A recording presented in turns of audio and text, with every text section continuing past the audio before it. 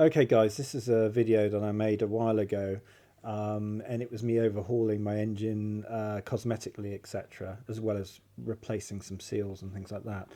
Um, Basically what I've done is I've re-edited it to turn it into how to remove and refit your plenum chamber. Um, so one of the things I show is just marking the pipes as you take the pipes off. If you just mark them, you know where they all are. And the next stage is to make up a special spanner which allows you to get into the plenum chamber to take it off, because the nut is very, very tight against the inlet manifold. So you do have to grind a ring spanner to allow you to get in there and remove those little nuts, because they can be a bit fiddly. Anyway, I hope this video will help you remove the plenum chamber. It's pretty straightforward, really. Just beware of those anti-crush spacers, and don't remove the plenum chamber as one. Get some tape, slide some tape in there first before you lift it off, just to play safe. Okay, I've finished the flat floor pan. Today is a beautiful sunny day, as you can see. I was going to test it, do heat temperature testing, but I decided not to because I want to get on and clean my engine up. As you can see, it's dusty, it's all cracking off, the paint that was put on there, so I'm going to get it powder coated. I'm not going to crackle finish paint it as it should be, because crackle finish, it's a pain to clean anyway, so I'm just going to get it smoothly done in red, maybe a satin finish red, and then it'll be easier to keep clean, because I use this car a lot, so I don't want to have a high maintenance job here. I tend to, when I'm taking things off, I tend to mark them with bits of tape. You don't have to write what's on them, but if you mark them, you can instantly see when it's off. Okay, so I've got a vacuum hose here. Sometimes I even tape it to part of the bodywork. So that's the vacuum hose that goes to the ECUs. This bit's going to be like watching paint dry, but at least it's a reference, if nothing else. At some stage I've got to renew these hoses. One could argue that if they're connected to the plenum, they haven't got liquid going through them, so they're not going to take such a hammering. Also, putting the tape on stops the Jubilee clips falling off. And a little baby there. What's that? Look, that's held on a little tiny weeny Jubilee clip. You always find when you do jobs like this, I mean, my intention is just get this powder coated. I'll probably end up doing a lot more. While you're in there, you kind of get carried away, or at least I do anyway. The next thing I want to do is get this throttle body off without disturbing without disturbing it too much. I will have a video that's quite interesting. It's like a funky little thing. It looks like it unscrews. Yeah, it does. Look at that. That's rather nice. I like that. It's got a split pin in, and you just unscrew it to release it. What a lovely little idea. I rather like that. So that's rather nice, and then you put a split pin in to hold it. That's great. It's great, the things that different people come up with. I expect Mario did that one, and his lunch break. So I don't lose it, I just put a little split pin back on there, like that. There we go. So that's there. Technically you shouldn't reuse split pins, but it's hardly a crucial component. So the next thing is I'm just going to undo that little pipe down there. Just so you can see that. And a little vacuum hose under there as well. I'm not cheating, guys. I just don't want to bore you watching things that are pretty obvious. But to get this off, to get this pipe off, you have to undo it from the bottom first and then pull it from the top. Okay, so at least you know that one. I'm going to just put some paper in there to stop anything going in there. So the next thing is to take this off, because it's got a fuel line attached to it. So it's a sensor. I think it's the enrichment injector, but don't quote me on that, because I'm not familiar with this system. I've only been working on this car. I've only had this car a year, so there's a lot of things I don't know. All the cars I've ever had have been carburetted. The Aston V8, even the Lamborghini Countach, the Lamborghini Yarima, and all the others, and even my Lotuses are carburetors.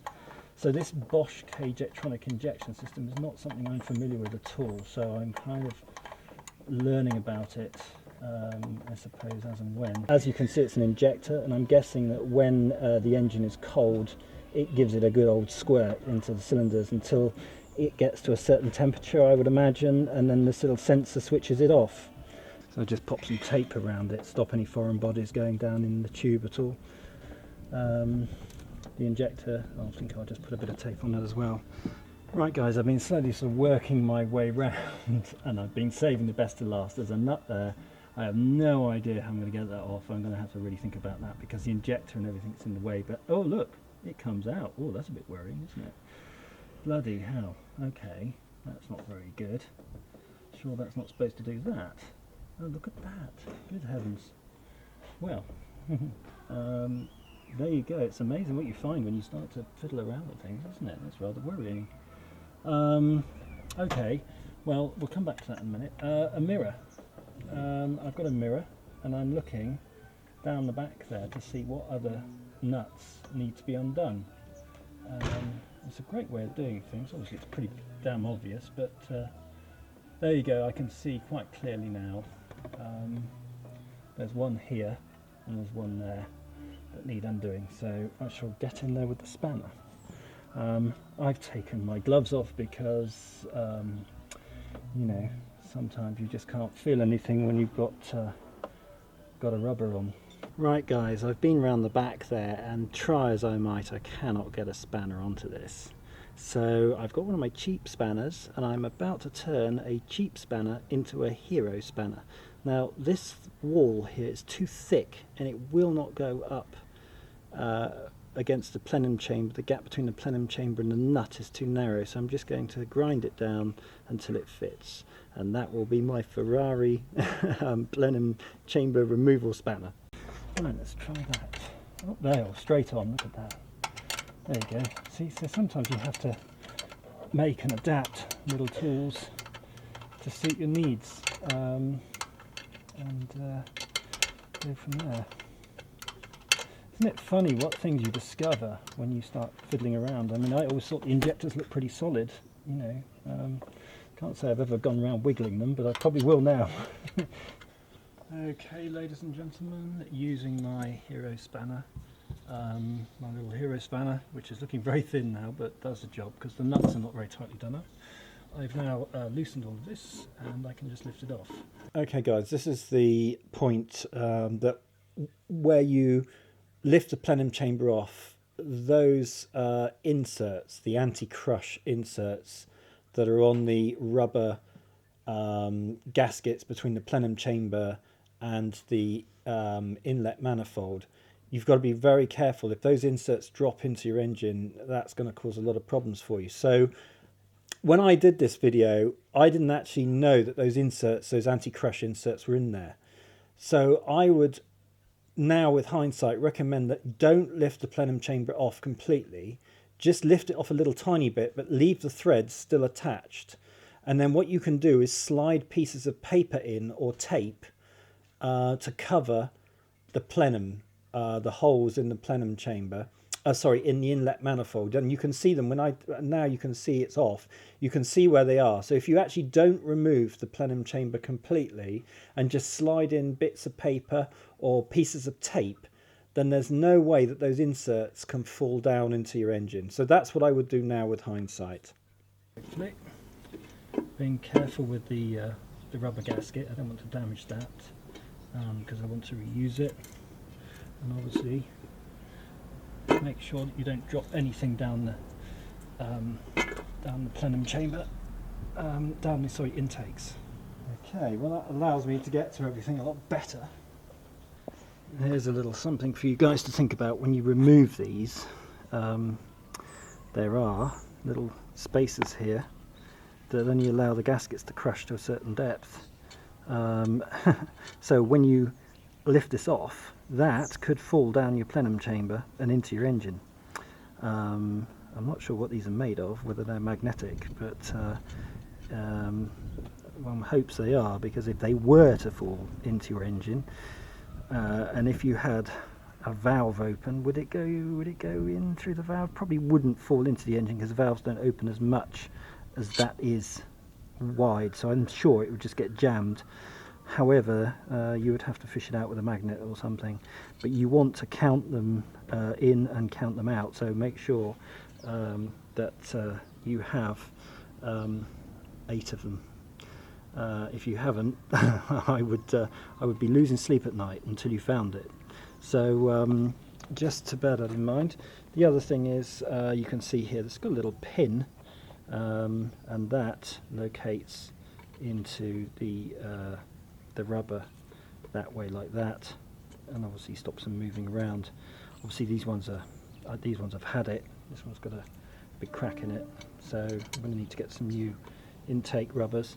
If you try and put these back, you get a cylinder that's running lean because it's drawing air in and it throws it all out and everything like that. You don't want a cylinder running lean. Same as the air leaking through the injector will do the same. So my 2 loose injectors, to be fair, my injectors were pushed in, so I don't think they were leaking. The other thing is this crackle finish paint. Looks all sexy when it's new, but I'm not going to do that. I like to keep things original, but I'm not, in this case, going to use a crackle finish because it's a pain to keep clean. Look at it. You know, I want something that wipes off, so I'm going to do mine satin, and I'm going to powder coat it, because powder coating, it sticks like stove paint, you know, on an Argo or something like that. There's no way it's coming off.